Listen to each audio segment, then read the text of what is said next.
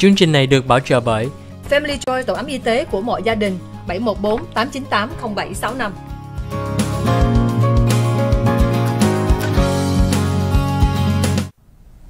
Hi, welcome back to the OC Health and Education Show on Little Saigon TV. I am your host, Juliet. Today, we have a great opportunity to talk to Dr. Susie and also me from VROC. We have a chance to share about his personal story and all the great resources that are available for VROC, including the support group that we have. And this opportunity, we would like to talk a little bit more about the Trevor Project and some of the statistics that you should be aware of. As you may know, I work in the disability space and specifically with children and adults with autism. Did you know that about 70% of people on the spectrum identify as non-heterosexual? This can be in part of homosexuality, asexuality, or other aspects. So it's very important for us to understand the research, the data, and know that these are not people that are, in the LGBT community. These are really your friends, your neighbors, your family. So make sure we continue to show them the kindness and the support that they need to thrive and to continue to be a great member in our community. Julie Diệp kính chào quý vị khán giả của Little Saigon TV. Julie cảm ơn quý vị đã tiếp tục theo dõi chương trình Kiến thức y khoa, gia đình và xã hội mỗi tuần. Hôm nay Julie có thời gian nói chuyện với hai người bạn, đó là Dr. Xuyen với Mỹ from VROC and Dr. Hôm nay mình có thời gian nói chuyện về Pride Month. Cái tháng này, tháng 6 là một cái tháng rất là quan trọng, nhắc nhở quý vị là mỗi bạn của mình mà trong LGBT community không phải là identify as gay, lesbian or queer hay gì đó, mà đây là người thương mến của mình, là người con của mình, người nhà hàng xóm của mình, mỗi người trong cộng đồng Việt Nam của mình, mà rất cần cái sự chấp nhận với cái sự niềm thương về cái kindness and compassion. Julie cảm ơn Mỹ với Dr. Xuyen hôm nay đã lên nói chuyện về cái chương trình đây. We had a chance a little bit talk about, the research that I know, that I'm aware about people on the spectrum. But can you share a little bit more about what you know about the statistics about the LGBTQ community and maybe some of the challenges that are disproportionately affecting our community?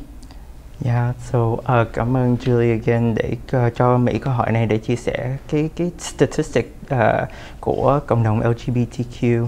So có một nhóm gọi là Trevor Project, họ nghiên cứu hay là họ send out survey để hỏi mấy nhóm trẻ em LGBTQ để hiểu biết cái tâm trạng sao tâm lý của họ ra sao, cái where's the vulnerability, what's their experiences, specifically last year during COVID. Wow. And so one of the obvious challenges is we know là cộng đồng mình đã hiểu biết quá nhiều, đã trải qua quá nhiều cái áp lực của COVID.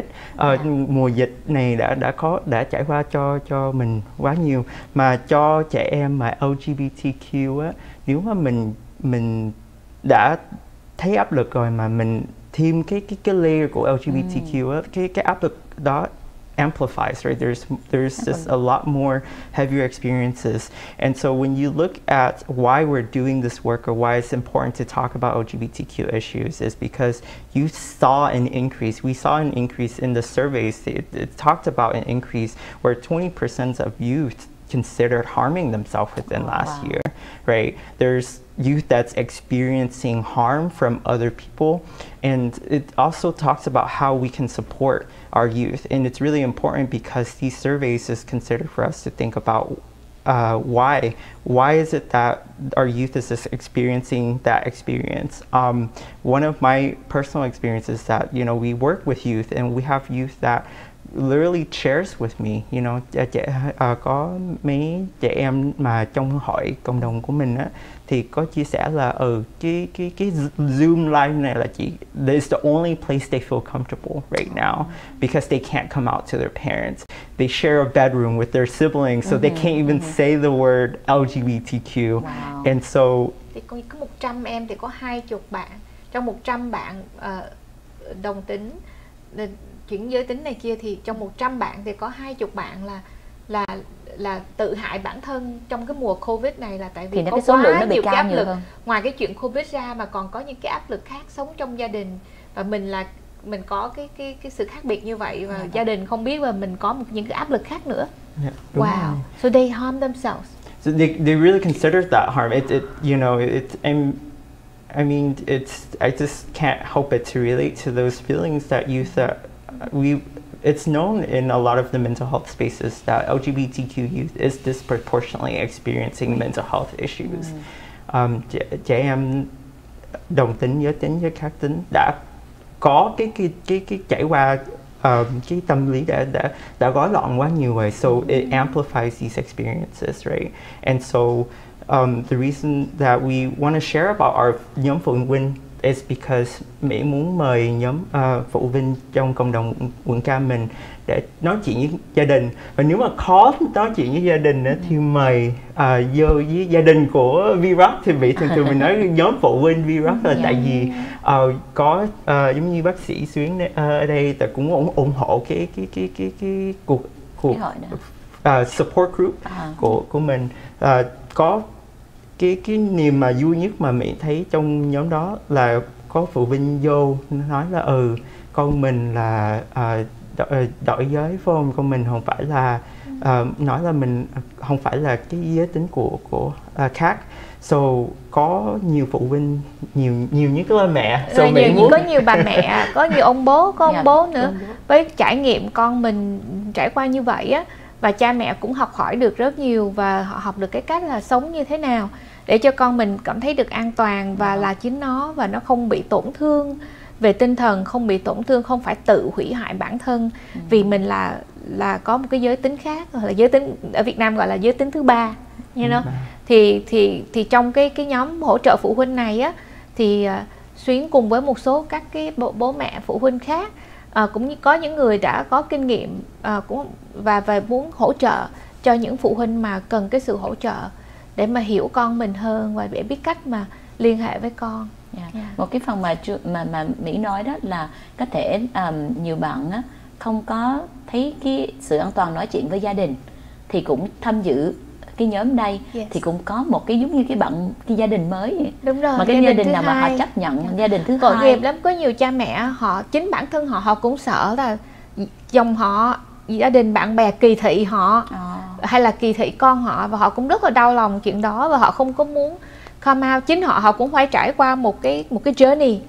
Parents cũng phải go through một cái journey của chính họ nữa, and then grief because so many they have this hope that okay, son's gonna have kids, you know, or their daughter's gonna marry, you know, all that. But then one thing changed, they going through grief and they have to go through that, and they have their own journey too. And this support group is where they can shed their tears and they can share the emotional, for lack of a better word, sometimes is the emotional stress and trauma that their kids and themselves going through. And there's like about love, compassion, and kindness, and teaching or sharing skills to relate, to connect, and to love kindly and unconditionally. I mean, as a speech pathologist, we know the importance of communication. And we know importance that communication is not just about words.